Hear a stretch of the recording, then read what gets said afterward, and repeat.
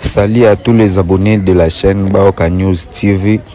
Comme vous voyez aujourd'hui sur le vlog, nous allons vous montrer la commune de Kasavubu, précisément sur l'avenue Opala. Et comme vous voyez sur l'avenue Opala, bazosala Makadam, na avenue Opala Makadam oyo ezobanda na Prince ya Lubumbashi jusqu'à ce que ebimi na niveau ya Asosa. Et nous sommes là pour vous montrer Banzela Nabino Obotika depuis Kala.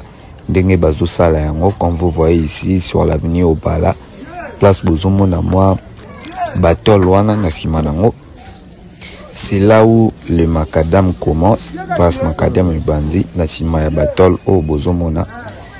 Batol o ils ont joué le rôle ya barrière. Parce que nanu Macadam esilité bami tuke bandaki déjà koleka na avenue Opala au Bazosala Macadam. Et nous continuons toujours, nous sommes là pour vous montrer des images qui est réelles, qui est vrai, et de vous donner des informations fiables. Et nous continuons toujours la route, nous continuons toujours d'avancer comme d'habitude. On est sur l'avenue Opala, dans la direction Lubumbashi. Nous partons vers la direction de Gambela. Bana Poto, Obatika, Komina Kasavubu, Kala, Bana Kave. J'espère que vous voyez bien votre avenir. C'est toujours dans la commune de Kalamu, comme vous voyez ici, Bazosala Makadam, et c'est dans l'avenue Opala. Et nous continuons toujours d'avancer, nous continuons toujours la route comme d'habitude sur l'avenue Opala dans la commune de Kasavubu. Et binomoro bozomona ndenge misala ezosalema avenue Opala o ezalaki grand dépôt ya Bamakala. Na marché moko efongwamaki déjà awa bamama bandaki koteka mais bendani mpanzi pour na kati ya avenue bazosala Makadam. Comme vous voyez, ebebisi moi marché na bango par rapport à ndenge bazalaki ebele bamisusu ba perdre ba place à koteka. Ndenge bozomona l'avenue Opala eyebani tellement makasi parce que ezaki na dépôt ya munene ya Bamakala oyo ba mama ya ba différents communes babandaki koya kosomba basaki na bango ya makala awa na prix en gros. Et puis bango kuna place ba kokende ba détail ba teki en détail. Binomo bozomona nous sommes arrivés tout près du dépôt au bateka makala ba dépôt na voilà. J'espère que bozomona on ngambo no biso na gauche. On est sur l'avenue Opala. Et belé ba pour reconnaître place à partir ya dépôt oyo ya Opala ezawa na Lubumbashi, comme vous voyez, toujours dans la commune de Kasavubu. Et nous continuons toujours la route, nous continuons toujours d'avancer comme d'habitude. Bozomona ndenge nini commune ya Kasavubu ndenge bazo continuer kosala yango misala, ndenge bazo continuer kotonga yango. Et nous continuons toujours d'avancer, nous continuons toujours la route comme d'habitude. Bana poto, j'espère que bozomona commune bino Kasavubu bana kave commune bino Kasavubu yango bazo continuer toujours kosala yango, bazo bongisa bazo tonga yango comme d'habitude. Nous continuons toujours d'avancer, toujours continuer toujours avancer toujours dans cette avenue Opala bana Kinshasa. J'espère que boyebi commune Kasavubu bien, boyebi pe avenue Opala et bana kave bakena poto. J'espère que bozomona avenue na bino Opala ndenge zaleli. Et nous continuons toujours d'avancer, nous continuons toujours la route. Bana poto ta yango ya koya kosomba ya koya kotonga po bino moko bozomona espace oyo ekosenga fo avenue oyo batonga yango lisusu makasi. Ekotonga malisusu makasi ba mapango ya bakote oyo ezotekama. Bana poto ngonga yango ya kotonga, ngonga yango ya kosomba place bien na commune Kasavubu na avenue Opala bazokota Makadam. Et ba mapango ya ba pembeni bozomona ezotekama déjà. Donc soki boye bokozala déjà na droit ya kosomba lopango koto ezan espace moko ya bien bakotel bino Makadam liboso ndako. Et nous continuons toujours d'avancer, nous continuons toujours la route sur l'avenue Opala. Et Opala o ebimati na terrain ya Sosa. J'espère que bana ya Kasavubu boyebi avenue oyo ebimati na terrain ya Asosa. Et nous continuons toujours d'avancer, nous continuons toujours la route comme d'habitude. Comme vous voyez, on est dans la commune de Kasavubu, tout précisément sur l'avenue Opala. Et nous sortons vers la direction de Gambela. J'espère que vous connaissez bien cette avenue, la direction de Gambela. Et l'avenue c'est Opala. On est dans la commune de Kasavubu et nous continuons toujours la route. Nous continuons toujours d'avancer. Binomo bozomo na ndenge nini misala ezosalema na niveau ya Kasavubu na avenue Opala. Onyoso bozomo na bazobwaka ba mabanga bazosala ba misala po et continuer lisusu lobi na ba avenue mususu na ba commune mususu to Kinshasa na biso ekoma toujours kitoko ndenge tolingelaka ezala. Et j'en profite de saluer mon vieux Bouche Bouchier. L'homme des blousons, Bouche Bouchier, l'homme des blousons, je vous salue et j'espère que vous allez bien. Kadika Dimana Londres, Kadika Dimana Londres, je vous salue et j'espère que vous allez bien. Nous continuons toujours la route dans cette avenue Opala. Et comme vous voyez là-bas, c'est toujours là où on était, toujours Kesco vers place Napesi Mokoro. Et je vous montre seulement qu'il y a ici Misalate. Bomona ndenge nini misala ezo continuer kosalama na kati ya commune Kasavubu. Et nous montons vers la direction de Asosa. Tozo kende vers la direction Asosa. Place Macadam Oyekosukela. Et vous allez voir comment ça va se passer au niveau de Asosa. Pour terrain, ils ont toujours na kati avenue o toyebite. Bako bebisa terrain, bako longola terrain wana. Ou soit changer stratégie na bango pour babebisa terrain. Et nous continuons toujours la route, nous continuons toujours d'avancer sur cette avenue Opala. Et vous voyez comment l'image vous montre la commune de Kasavubu. Nous sommes sur l'avenue Opala. Puis nous avons besoin de ndenge nini misala ezosalema.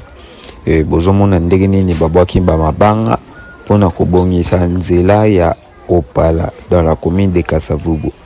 Et nous continuons toujours la route, nous continuons toujours d'avancer. J'espère que dans 5 ans, Kinshasa comme les sous plus belle, nous continuons toujours d'avancer. J'espère que Bozomona. N'oubliez pas que je vous avais dit que nous sommes là pour vous donner des informations fiables.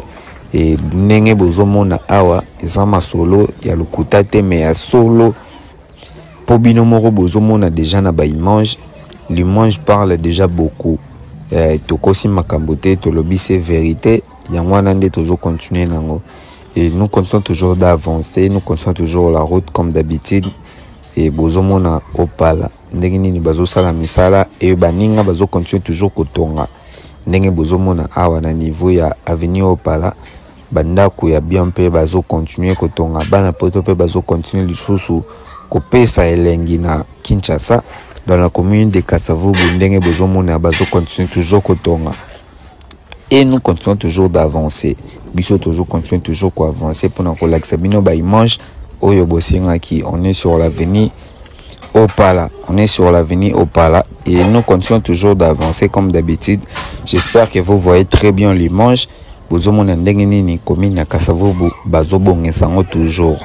Et mesala oyo ezosalama ezana tango ya son excellence Fachi Beton.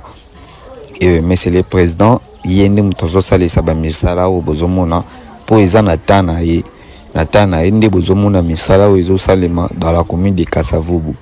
Ba image na biso eza lokotate eza solo, eza montage te, eza makabo bozomona eza réel et puis des choses vraies. Et nous continuons toujours d'avancer, nous continuons toujours la route comme vous voyez dans cette avenue. C'est l'avenue Opala dans la commune de Kasavubu. Et la direction que nous montons, la direction suivante s'appelle Chaba. La direction de Chaba dans la commune de Kasavubu. Et toujours continuer toujours kopusana. Nabileli binomo bozomona ndenge nini commune ya Kasavubu ezokoma kitoko lisusu. Bazo continuer kokota ba makadam binomo bozomona d'autre côté. Bana poto bazo continuer toujours kotonga, bazo continuer toujours kopesa elengi. Précisément dans la commune de Kasavubu sur l'avenue Opala. Et la direction c'est la direction de Chaba. Bana Chaba, j'espère que boyebi bien. Ndenge nini commune na bino ya Kasavubu ezokoma lisusu kitoko, ndenge ezokoma lisusu kitoko. Les osala elengi vraiment comment na kobongisa la biso banzela na biso. Et nous continuons toujours la route. Et la direction que vous voyez, c'est la direction de Chaba. La direction de Chaba. Et nous continuons toujours dans cette avenue Opala. L'avenue Opala, dans la direction de Chaba. Et nous montons vers Asosa. nous continuons la route. J'espère que vous voyez bien l'image. Lido Ludovic, na Switzerland, mon vieux Lido Ludovic, je vous salue. Nous continuons toujours la route dans la commune de Kasavubu. Et nous sommes entre deux directions.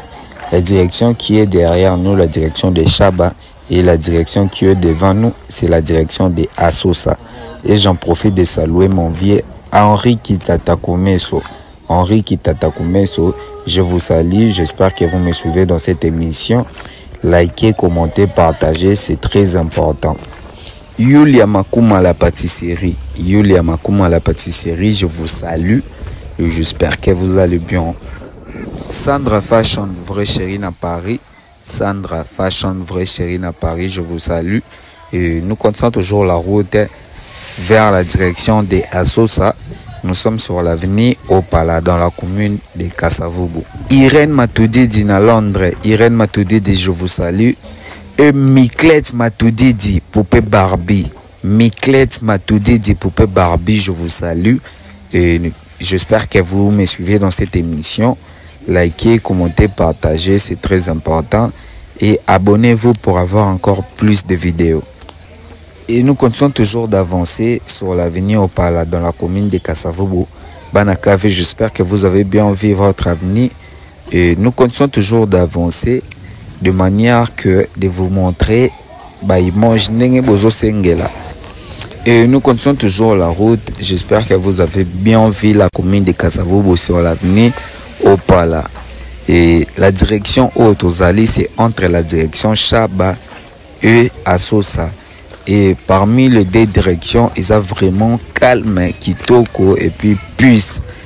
Très calme, vraiment, comme vous voyez. Et puis, tonga déjà côté Oyo, ils ont déjà tonga, mais déjà, ya kitoko, j'espère que Bozomona déjà na ba image ndengeneni avenir yango Opala ezaleli.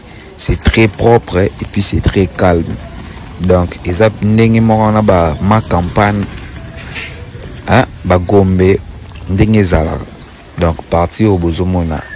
Et c'est très calme. Batambon, on peut ba kufanda awa, batumoko ya bazwa mo possibilité de vivre quoi. Pour binomo Bozomona bandako ezotongama awa.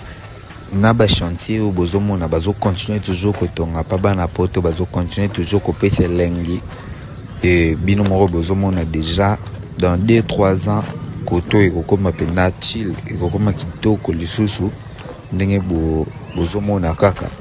Et nous continuons toujours la route, nous continuons toujours d'avancer. J'espère que vous avez bien vu l'avenir Opala. Banakave Bel. Masolo ya moto botikela ba wewa ba maseba, masolo ya kwanga botikela ba teke, kasi masolo ya agence de transfert d'argent botikela CH Money.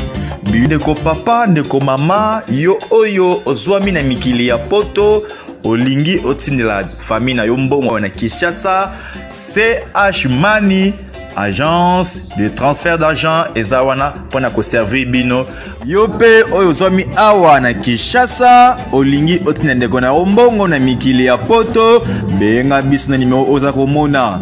Agence CH Money, tosalaka mikolo nyonso.